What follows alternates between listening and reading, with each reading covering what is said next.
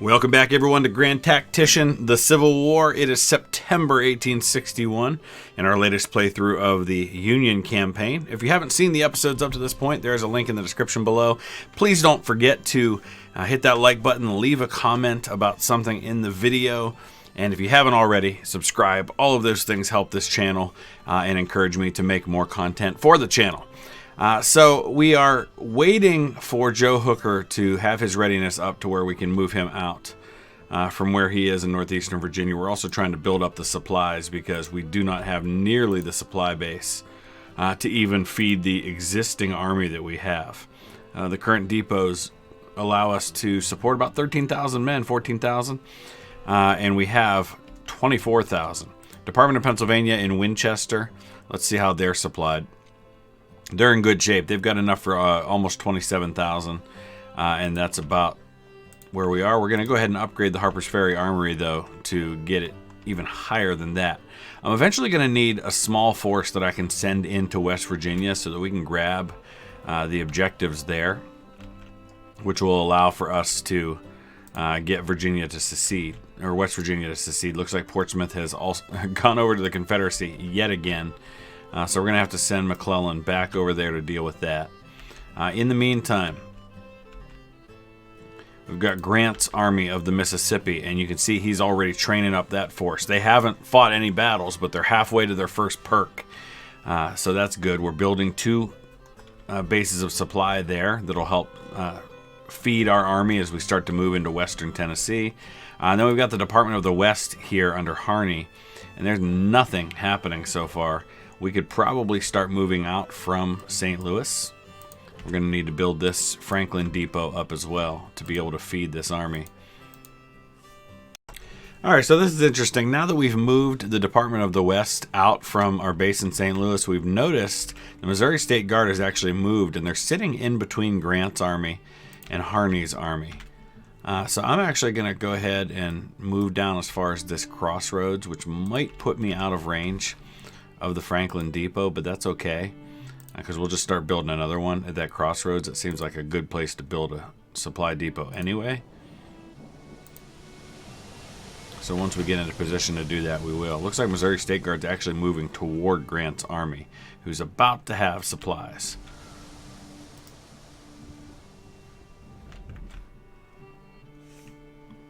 So let's take a look for a second at the situation with the blockade. So I can look at particular places in the Confederacy and see how much is being blocked. They're losing about 10K in tax revenue due to those blockades. It's blocked by 41% at the moment, so we probably need to do better than that. I do eventually want to land a force down here at Fort Monroe and threaten Virginia from the peninsula. That was something that Grant did in '64 while he was marching down overland. He also sent a force up the peninsula and one down the Shenandoah Valley. So I want to kind of have all those things going once we're in a place to be able to recruit that many men. The other thing I'm worried about right now is getting some of our units upgraded with some better weapons. We're at the place where not even all the patron units have decent weapons at this point. So I'm trying to work on that. Nordic Guards, for example. We do have some reboard muskets available, which at least have a 400-yard range, but we really have very little else right now. Policy-wise, we are working on regulars. We're 7.5 days away from having that, and then we'll decide where we go from there. Alright, well, we just can't seem to avoid the fact that the Confederates are super aggressive in Virginia, and they keep hitting Joe Hooker's army. So it looks like we've got another battle to fight against the Hampton Division. I think we're about to have one with Grant, because we are gonna, as soon as we get these depots ready, up to level 2 to where they can support Grant's army, we're gonna send his Army of the Mississippi out here to hit this Missouri State Guard. And then we might, actually no, you know what? His Army of Tennessee is more of a threat. We'll send the Department of the West to deal with the Missouri State Guard. We're going to send Grant out to hit the Army of Tennessee. Alright, so this one's going to be the Battle of Long Bridge, but it looks like once again we are in a position to be able to fight defensively. We're coming in from the north. Looking at the objectives there, looks like there's just one here and one here. The Confederates are going to be coming in from the west side of the map, so I feel like digging in right along here is probably the place to go. We can anchor our flank on this river here, and then just kind of go from there. So I'll start getting them prepared. Okay, so we've got our Carabinieri Reali, which is one of our new cavalry units, armed with Burnside carbines. We're going to send them up to kind of scout and see what the enemy's doing. I want to get a sense of that with a little bit of advance warning. So if he does come at me from a way I'm not expecting, let's say he goes down this road here and comes out over here, I want to know that's happening. So let's go ahead and send Keim out to do the same thing. We're going to give them both evade orders, which means they're not going to fight a pitched battle. They're going to make contact and then kind of fall back. Okay, so looks like our cavalry does spot him coming down that road, exactly where we thought we'd probably see him. So I'm going to give them orders to fall back, but they're pretty far out from our line, so it's going to take a while for them to get those orders. Might not be a bad idea to try and hit that artillery, but it looks like we are going to be able to fall back. So I don't want to engage that artillery and end up having to deal with his infantry as well. Okay. Our division commanders all have orders for defense. I need to also give division level orders to fire at long range. It's the only way I can do that since I'm not issuing brigade level commands. So here's the situation at the end of the day. We have an opportunity now to redeploy if we see fit. I'm not entirely sure I need to. I kind of like where we're at. I'm going to pull these guys back just a hair. And I've got these guns out in front because they weren't able to hit anything, but it looks like they still aren't. There's just really a major problem with the ability to get artillery firing anywhere but right in front of you, it seems. I'm going to redeploy the artillery over here.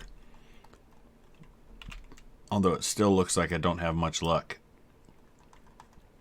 I'm going to bring the cav up a little further over here just to protect the artillery.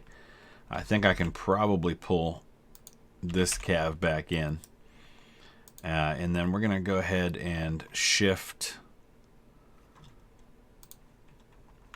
Mansfield's row of redcoats a little bit this way. Just extend our line a bit. Okay, let's see what he does.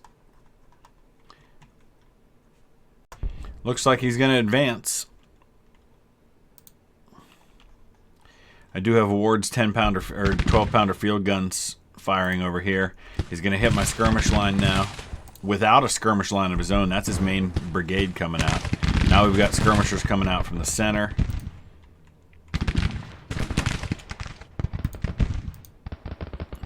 I want to try and get at these guns somehow, if I can. But we'll see how our... What are these guns doing? I'm not sure. See how our skirmishers do against Burbridge. It looks like they're pushing them back.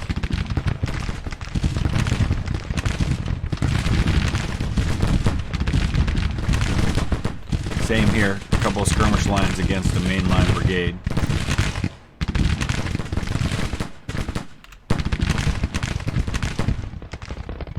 Alright, so far so good. Feeling pretty good about that. Looks like he's sending Hugie, or Hugie, I think is how that's pronounced, rather than Huger, which is what it looks like.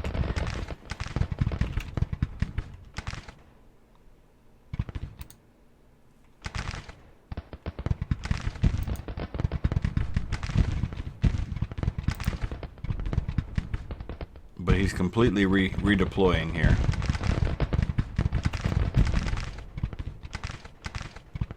As my guys are shifting, so are his. I don't need to do anything but sit tight. Because he keeps attacking my army, because my army's not doing the attacking in these battles. So it makes it easy for me, but eventually I am going to have to move south and go on the attack.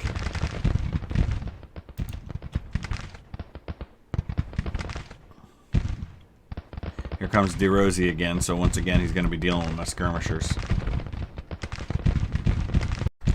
So you can see here that Barnard has shifted his division so that they're facing this way so they can get into the flanks of the Confederates who are advancing on my center. He sent one brigade over toward my right flank, and then he looks like he's shifting a division out here to my left. But so far it's just minor clashing, but it's enough to inflict some decent casualties on the enemy. Alright, Burnside, what are you doing here, buddy? You did a turn. Alright, he's coming in at George Thomas's brigade, which is already down to just 866 men. They've seen some of the most fierce combat of the war. They've been kind of at the center of almost every engagement we've fought. I don't know what Burnside's doing. He's got... The one thing I hate most about the AI commands is that they will shift and expose their flanks right in front of you. And perfectly expose those flanks to the enemy and just get destroyed because of it. Because they make these shifts in the middle of a fight. And I've also given divisional commands for long range multiple times, and it doesn't seem to be taking. Really not sure what they're doing over there. Same with Abbott. He's done the same thing, gone and exposed his flank. So what I'm going to do is I'm going to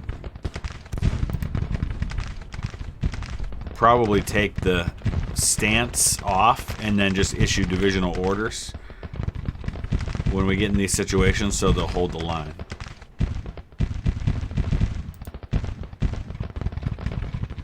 I'm going to give him Joe Hooker, and well, I guess that's the whole army. Alright, we're going to give the whole army an attack order here because he's falling back. That's going to filter down to all the division commands. It's going to take a little while for that to happen, though. Originally, I was just going to give that order to Barnard, but we'll give it to the whole army. It looks like Wilcox is going to get the order first. Wilcox and Barnard, so they're both going to attack.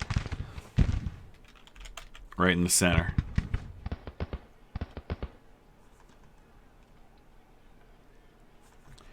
Man, so far it's been pretty one-sided on the casualties, about 3-1. But again, being on the defensive with better weapons, that's going to happen. But when we start attacking, it'll be a different story. Dang! Sumner's going to go all full-out assault here. Burnside's brigade just broke in the attack. Thomas I'm concerned about just because of the number of men he's got left, which isn't many at the moment. Let's see how Shank's doing. Oh, Shank's got a perk available.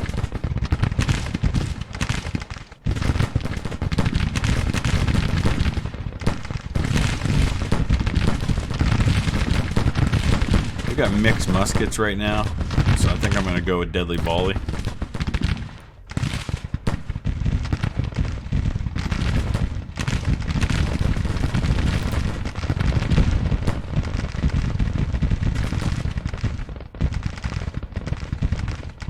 Entirely sure what Wilcox is doing, but he's got an order to send his men all the way up into there. How about we deal with the artillery first? I don't think he knows what he's doing. They keep changing their orders. Jeez. Dude, pick one and stay with it.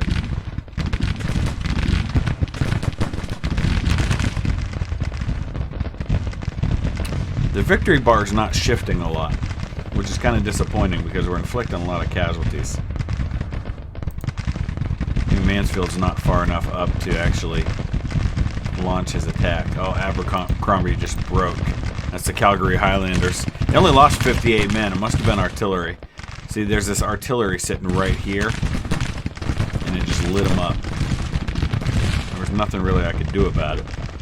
And there, Thomas just broke. Oh, this is not good. Because we're right on the outskirts of Washington here. So a defeat could be pretty bad.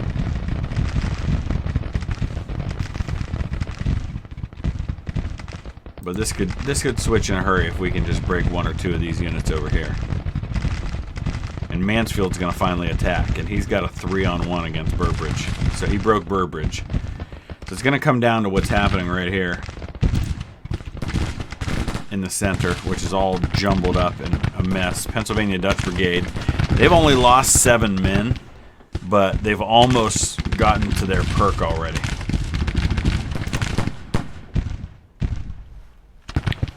New Jersey militia now. Oh, what is happening here? They're pulling back. Oh, stop exposing your rear, guys. Come on. Alright, Mansfield, push. Especially toward this artillery over here. Alright, we broke another Confederate one. Where's my cav? Kime's right there. Let's send them in to hit this cavalry. Should have done that, or this artillery. We should have done that a long time ago. Hopefully we can hit them before they start firing on us.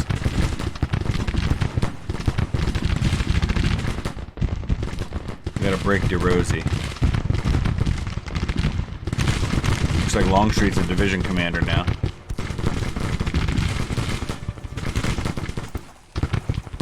Come on, boys.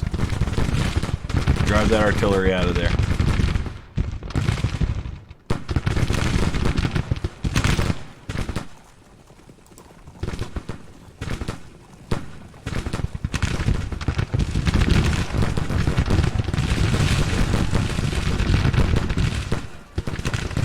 Alright, we've lost 1,600 men. He's lost 2,400. We successfully drove the artillery out. That's pretty big. That's going to make my job a whole lot easier. He's got 1 brigade stuck back here, which is really messing with my line at the moment.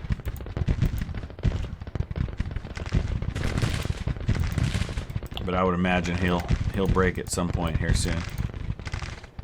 Let's pull Kime back out. He lost 13 men driving off those batteries. These guys being behind the line is really screwing things up. So let's do this. Let's bring Morgan over here to deal with them. Cavalry's independent and right under the army commander, so they're among the lone brigades I can actually issue brigade orders to. Alright, we're going to send this division to deal with that artillery or that battery here before it becomes an issue. Mansfield, let's start pushing forward.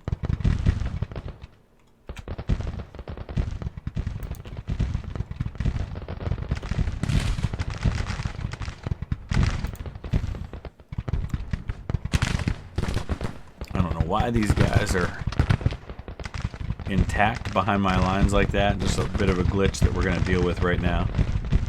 Whoa! Whoa! Whoa! Whoa! How did that unit surrender and disintegrate? They're behind my lines. That should not have happened.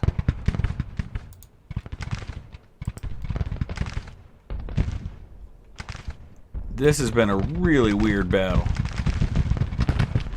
But I'm going to send Barnard's division to deal with these guys.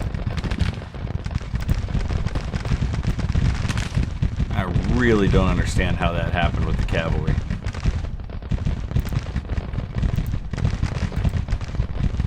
And Mansfield, you're going to get torn up by that artillery if you don't do something about it. It's like these guys are like indestructible Confederates. Behind my lines, breaking unit after unit. Ridiculous. They're breaking everything I'm throwing at them. I'm going to probably lose this cavalry too. I really don't understand what's happening here. At least they broke and didn't just surrender like the last one did. Wow. This turned into an absolute nightmare. I'm not entirely sure how. I mean, our morale being terrible is one reason, but that unit of Longstreet's ending up behind my lines just threw off the entire battle.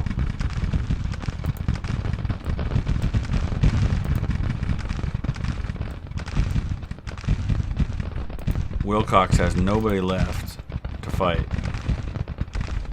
Somehow that guy just was indestructible. Alright, we drove off Sibley. We might be able to pull this off yet. I'm gonna bring my artillery over here. Start getting into DeRosie. Abercrombie reformed, so let's see if we can get him over here. He's all that's left of Wilcox's division at the moment.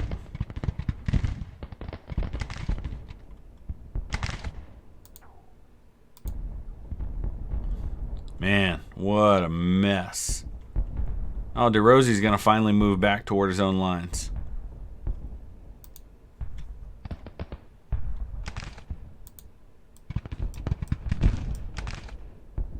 Now he's going to charge right into mine. Oh my gosh.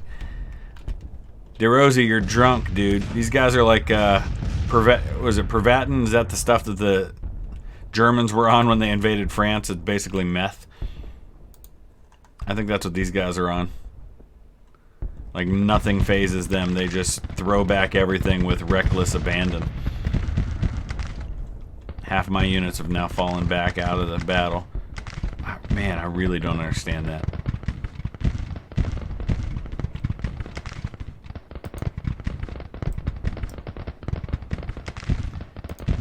Pennsylvania Dutch Brigade, let's give them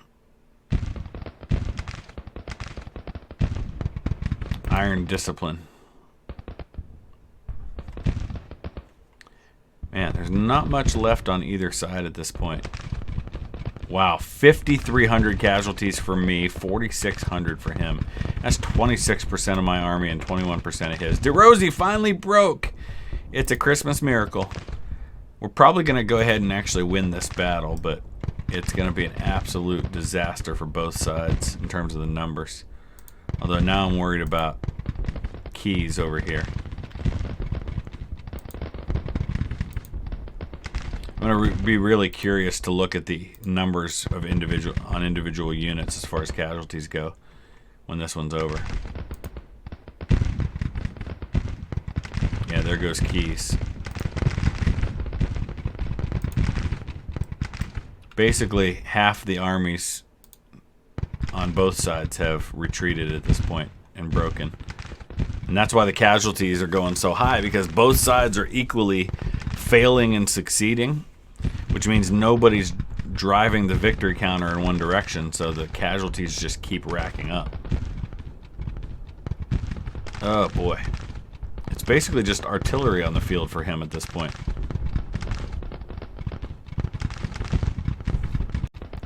Okay, so Wingo just broke for him, and that seems to have been maybe the straw that broke the camel's back.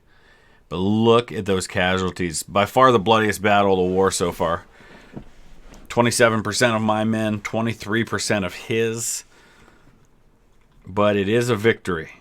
But at what cost? Wow. That was brutal. That was absolutely brutal and a mess from start to finish. Tell you what, issuing these division orders, it's a whole different animal in trying to keep command and control of my army. So there's the total casualties. I want to look at some of the specifics. So let's look at the combat report. Actually, I want to look at the strength report, because that's where we'll see that. So you can see the killed on either side, the killed, wounded, and missing. The missing was a big problem for me because I had that one unit that dissolved, and that caused a lot of the casualties that we saw. Hopefully they'll reform. If not, we'll have to recreate them. Oh, why does it keep going to the Army of Northern Virginia? Oh, Northeastern Virginia, because that's what my army's called. I keep forgetting that. Okay. So here you see the Royal Redcoats had 201 killed. That was the most killed in any unit. 1st Division actually had the most wounded, which is kind of interesting. Let's go back up. Royal Redcoats, specifically the New Jersey Militia, 71 killed. Pennsylvania Dutch Brigade, 44 killed. So 22% for them. 36% casualties for the 1st Division. 38% for the 2nd Brigade. So just pretty crazy stuff. Wow. I mean, that was a crazy battle right there. Okay, so the Army of Northeastern Virginia, which, by the way, we're going to change that name. Joe Hooker, they do have an available perk now. And I'm trying to think. I like getting Ambulance Corps usually. Speed reduction due to wounded soldiers is reduced by 25%. Mortality rate of wounded is reduced by 10%. But I also like the idea of boosting the maximum supplies up to 50%. Although that seems like a really good perk for armies in the west. They're going to have further to travel. So I think we'll go ahead and go with Ambulance Corps just because this is an army that's going to continue to fight battles and deal with a lot of casualties. So now let's look at them for just a second. And we're going to go ahead and switch this name to what we know and love. I'm going to change them to the Army of the Potomac. Carbonari did survive, but they've got next to no men left, so I'm actually going to just fold Keim into them, get them a few more men. Morgan is going to need to be replaced, at least temporarily. Don Carlos Buell is without a command, so let's go ahead and give that to him for now. And we'll wait for them. But right now we've only got one more unit coming, the first main, in 17 days. So I'm really concerned about the size of some of these units at this point. But I don't want to fold them in necessarily because they've got a lot of experience. Should I promote George Thomas? Yeah. Let's go ahead and promote him to Brigadier General. I'm going to do the same for Burnside. I should look at the commanders when I do this. It does give them more fame, but it drives down some of the other stats, and they have to kind of build those back up again. I'm just looking at the numbers now in some of these units in the Army. We're definitely going to need to recruit some more units to the Army of the Potomac, which for some reason the name is not showing up the way I want it to. It didn't get capitalized on the P. So let's fix that. Hopefully it got fixed. And it appears not to be. I don't know. There we go. So watching out west, it does appear the Missouri State Guard is looking to make a move on Grant. And we're going to get a battle here, I think, in just a second. Oh, where is he going? He came across and then he slipped away. I guess he decided it wasn't a fight he wanted to make with just 5,000 men against Grant's 15,000. I don't want to move Grant until I get these depots upgraded, though, because he just doesn't have the supplies to be able to handle that. We got to get some more men, or some more ships in that Cairo squadron. Let's take a look at that real quick. The U.S. General Grant, the USS Meade. Not a lot of guns in these units, though, and that's the main thing. Oh, we can get some ironclad monitors now, so that's nice. We're going to build our first monitor, and we're going to put it in that Brownwater Navy out there. It's only got 2 guns, but it'll still be nice to have. I also want to get some tin-clad gunboats with 6 guns. I like that. Or just a plain gunboat, 5 guns. Nah, tin-clad it is. So I want to have a nice, strong Mississippi fleet that I can rely on. Because that was a huge thing for Grant's army, was having those fleets that he could go down those rivers with. They single-handedly took down New Orleans and took down Fort Henry with the Navy. And then the Navy that took New Orleans eventually moved its way up to Vicksburg and tried to get Vicksburg to surrender in early parts of the war, but it just didn't happen. Okay, Department of the West is in position to go ahead and construct our next supply depots. We also grabbed these lead belt mines, which is nice. So I'm going to build a new army in Ohio. We're not going to keep it as Army of the Ohio. That's just the name it defaulted to. It's going to be 3 brigades of cavalry from Ohio, Kentucky, and Indiana, which are all going to take about 3 weeks to get in, plus a battery of artillery. We have no good artillery right now, though. We're going to actually change that to the Army of the Kanawha. I forget how to pronounce it, or how to spell it. I think it's that, but I'll double check it. It might be HW. And then we're going to make them the army that's going to deal with West Virginia. So we'll move them up to Marietta for now. All right. Union passes the Regulars Act. Let's go back to policies now. Little bit of a concern with our credit rating as we've been spending a lot more money. So we're going to go ahead and do government funding 1 next. And let's find out where those regulars got recruited. It probably created a specific army for them. It often does that. It looks like maybe not. Confederates just did military 1. Let's take a look and see if we can find where. Yeah, I did create another army. I just don't know where it is.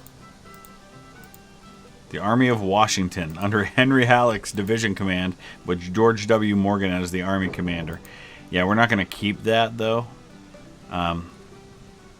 We've got the 1st U.S. Cavalry. We've got Pleasanton. We've got artillery under Doubleday.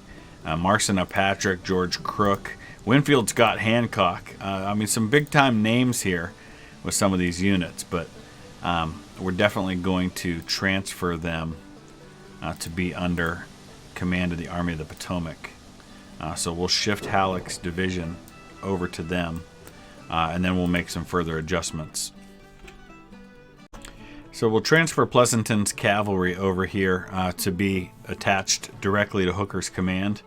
I'm going to switch the artillery over to our artillery division, which now contains 5 units of artillery, and then we'll keep the regulars.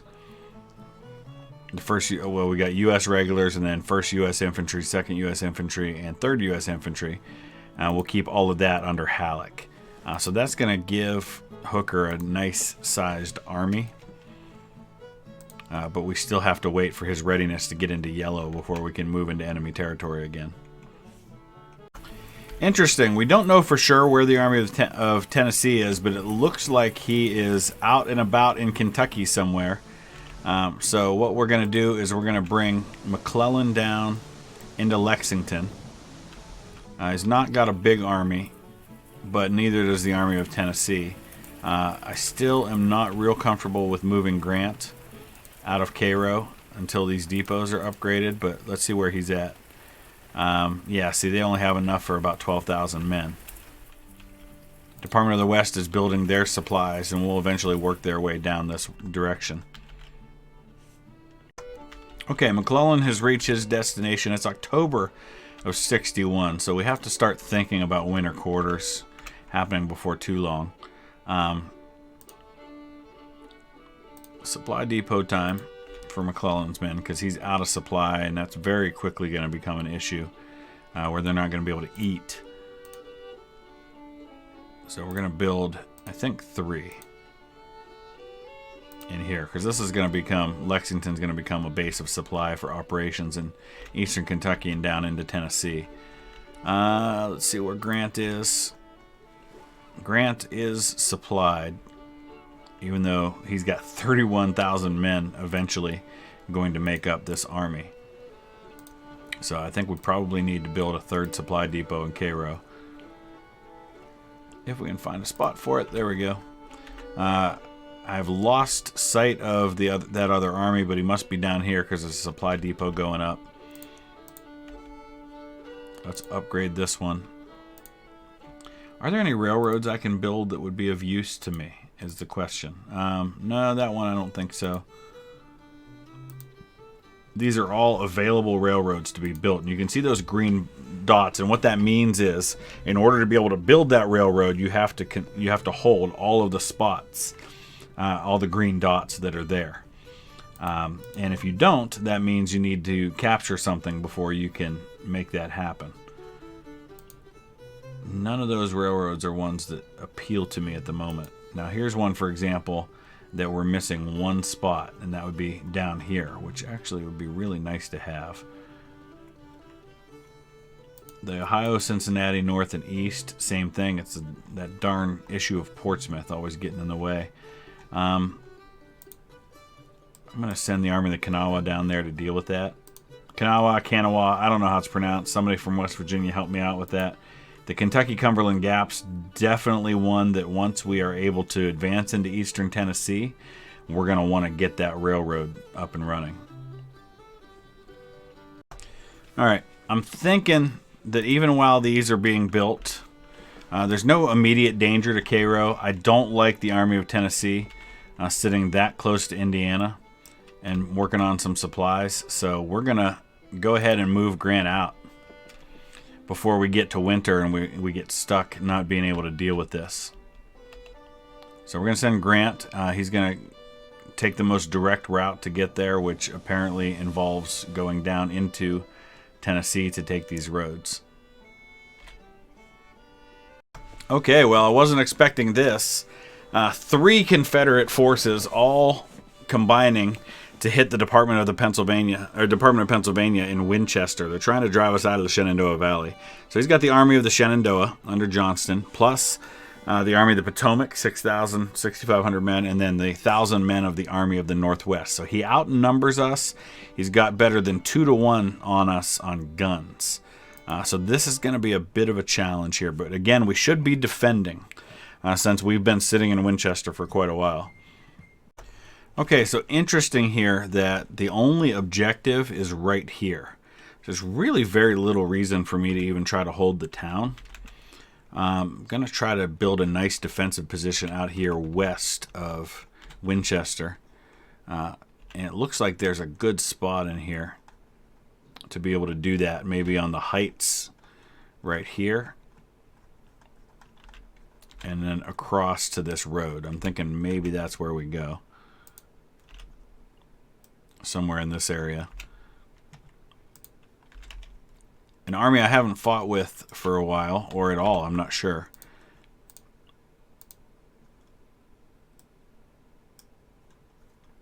So we've got the Foreign Legion, 4 brigades strong. That's the, we have fought with them, I think. The Irish Brigade, the Spanish Brigade, the Prussian Brigade, and the English Brigade.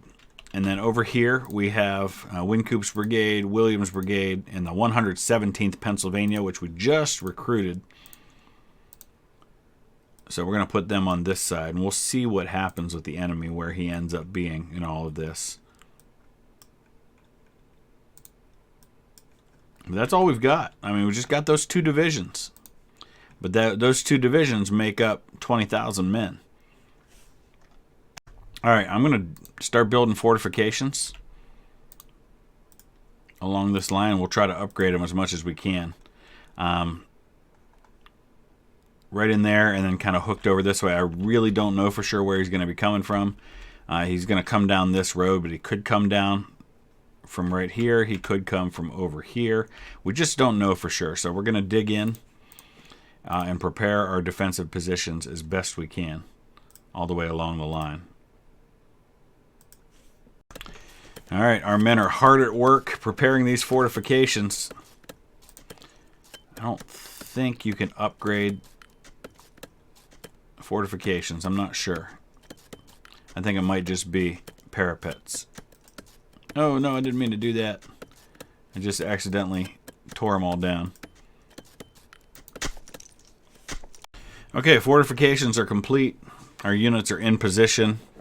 And now we wait. We wait for the inevitable attack to come, and we wonder where it will come from. There's our first sight of the enemy. It's a very small detachment of cavalry under Stuart. Here comes artillery. So he is, in fact, coming through the town. He's coming straight at us down here. So I feel like there's a good chance we could probably shift, but I don't issue brigade orders, so that's not really my area. I think we're just going to have to sit tight where we are. Here comes Wilcox's brigade down the center. So, interesting thing here with this particular division. 2 of the 3 brigades have mixed muskets and therefore very poor range. Geary's brigade has model 1817 rifles, which have a better range. But of course, everybody's got skirmishers out front right now. Okay, here they come. They are loading up big time on the road here, which means I'm probably going to need to shift the Foreign Legion over here along the river, because I don't think there's any threat coming from over here. So let's go ahead and make that happen.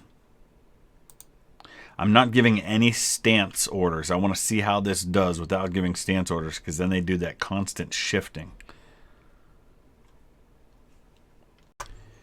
So he almost looks like he's about to pull like a Spotsylvania on me. So at Spotsylvania, the Confederates had this salient called the Mule Shoe, where their defensive position kind of stuck out like this. And Emory Upton, who was a Union lower-ranking officer, I think it was like a colonel at the time, came up with the idea of, rather than attacking on a wide front, that they would just kind of do a pinpoint movement where they just loaded up one brigade behind another and just attacked one position and poured into that one position. So it almost looks like that's what he's thinking about doing here. And if he does that, that could be a real problem. I need him to attack on a wide front. If he does come down with one brigade at a time like that, I'll just have to shift these guys across the river and hit him in the flank. Okay, here he comes. He's actually coming on a 2-brigade front. McCulloch and Wilcox, and it looks like Marshall, so maybe a full division coming right at my flank. So I'm kind of thin over there. That does concern me a little bit.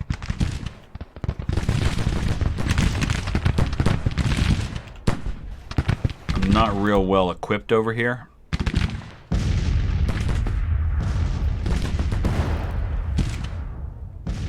Our artillery does have the ability to fire, but they're only 6-pounders. These guys have 12-pounder howitzers.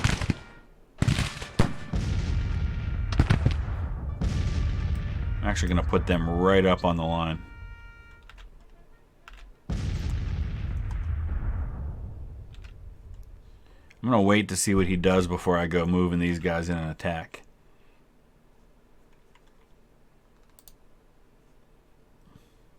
I'm definitely concerned, though, that he might be able to overpower me here. Looks like Marshall's going to try to get on Wincoop's flank. Normally, I would probably shift this brigade over, but that is not up to me, since we're doing division commands. So far, so good, though. Alright. Looks like he's thinking about sending a whole lot more here. I like my defensive position here, but I do not like the idea of like 3 divisions attacking 2 brigades. Okay, getting Zook's guns right up on the line I think is going to help to drive these guys off. And these guys are winded, so that helps too. And the casualty rate seems to reflect a pretty good situation for me. These guys don't have line of sight. Let's move those guns over here.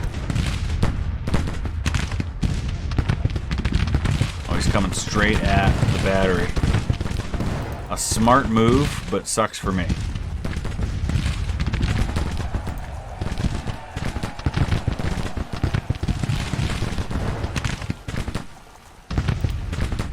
Yeah, he completely took out Zook's howitzers. I was afraid of that.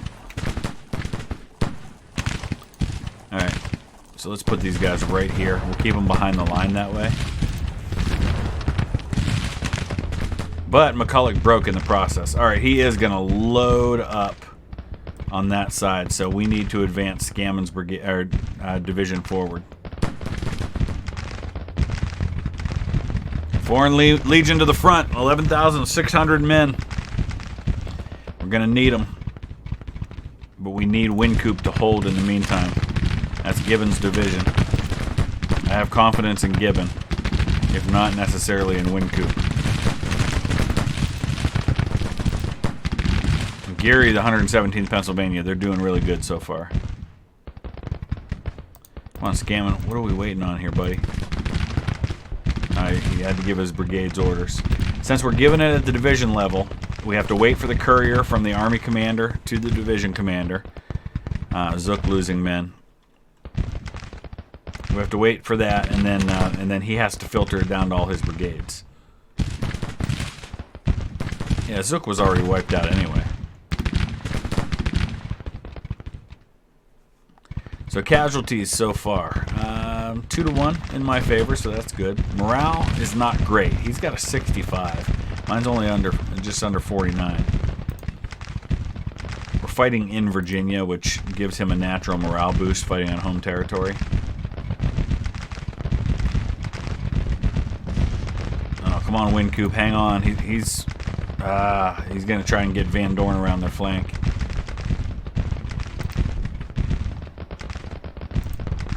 Alright, let's give Gibbon a defend order here. That'll allow him to shift his brigades as needed. Although it's going to cause him to turn, as always, turn his back on the enemy. Wait, you're going to go down there and defend? No. No, no, no. I want you to defend right where you're at, buddy. I probably should not have done that, but I was worried about Wynkoop getting flanked and not being able to shift Williams over there. Let's pull Blake's 6-pounders back. This is not going to work because now instead of holding the line and hitting his flank, we're shifting our entire line this way. Wynkoop's gonna break because he's lost 700 men and he's getting fired into from his rear.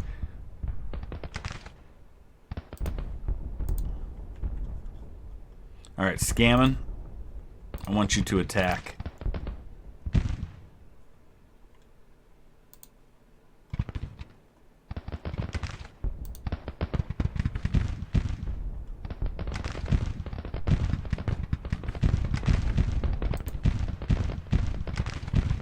Those orders are filtering, and here they go. Yeah, because we cannot sit here and get pummeled by this battery right here. So they've got to move forward and deal with them. Starting with the skirmishers.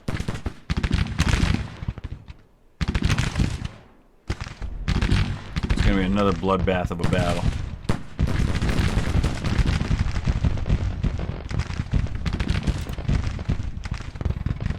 Gibbon's starting to get his line in order now. There's a lot of artillery on this side. And I was concerned about that going into the battle because we knew he had a lot more artillery than me. I gotta get the Department of Pennsylvania's artillery build up a little bit.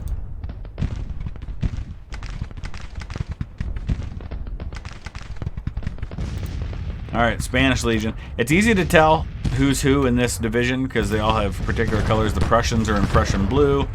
The redcoats, of course, are in, the English are in red coats. The Spanish are in Spanish yellow. And then the Irish are in green.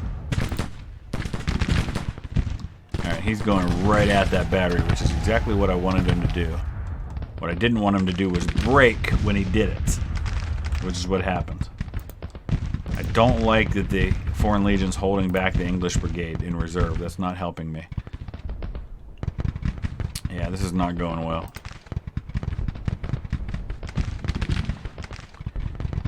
Oh, what is Williams doing? And why? Oh, man. He sent one brigade around back here. It might be more than one brigade. There's only one that we see so far. Oh, sneaky rear attack. Darn it.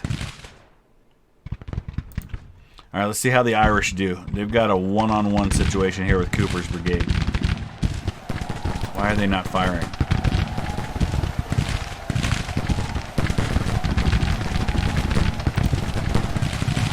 Hey, Irish. Now they are firing. Okay.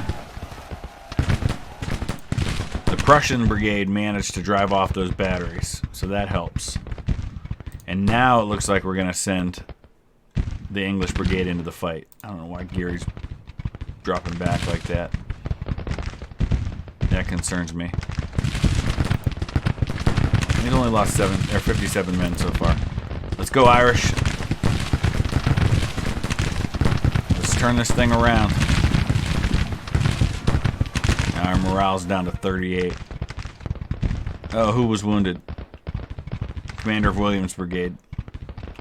Well, I mean, yeah, he is facing the wrong direction. That's not really helping. Alright, Gibbon. Attack. Oh, darn it. The Prussian brigade just broke. There's more artillery back there. He just had too many guns on that side. Yeah, this is not going well. I want to see the numbers here real quick. So pretty even. I mean, we've taken out half his guns, so that's good, but he's still got 25. Right now, most of the casualties, the vast majority, are happening in 2 divisions. The Foreign Legion has only taken 3% casualties so far, and they make up the majority of the army. But 2 of the Foreign Legion's brigades have broken, even though they haven't suffered that many casualties. The Spanish brigade, 119 casualties. Prussian brigade, only 61. It's that artillery. Artillery will cause units to break with very few losses. Oh, Williams, I wish you'd turn around. Especially now that you're missing your brigade commander. And here comes artillery again.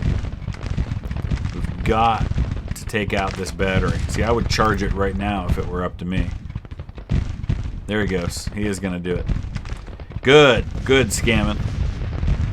Right decision. Let's hope we survive the charge. And here comes that unit that's sneaky on our rear. We're going to lose this battle, but I want to at least try to take out this battery if I can. Oh, they stopped. No, charge in there. It's over.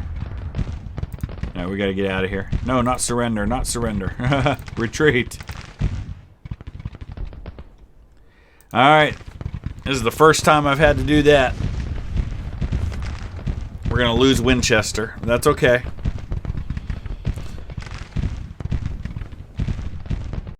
Okay, well, we lost fewer men than the Confederates did. Lost 2,800 to his 3,500 estimated, but it's a minor defeat in the Shenandoah Valley. It will certainly not be the last fight there, and that's okay. We're not going to win them all, so we'll take a look at the situation at the end of this battle, and we'll wrap this episode up. I've still got a handful of patron units to get recruited. If you are interested in having your own unit in the game, just click on the link for Patreon, sign up at the captain level or up, and you can select your own unit. You'll see all the instructions on how to do that. You can choose the name of the unit, what state they come from. You can request a commander if they're available, choose the design of their uniform, and all of those sorts of things. All right, defeat at Winchester for the Department of Pennsylvania. I want to look real quick at the Department of Pennsylvania and see whether or not we have any issues with commanders that need to be replaced. Yeah, see, Patterson's defamed because of that loss. We're going to have some issues if we don't replace him. So it looks like everybody else is okay. We're going to replace Alpheus Williams. He was wounded. Ayers looks like he'd be a good choice there. I think everybody else is probably okay. Yeah, it's just Patterson we got to replace because that'll have a negative effect moving forward. So who do we have available? We're not going to send Winfield Scott into the field. Man, there's not a lot of good choices without looking for somebody who's lower in the ranks. How about somebody with experience already?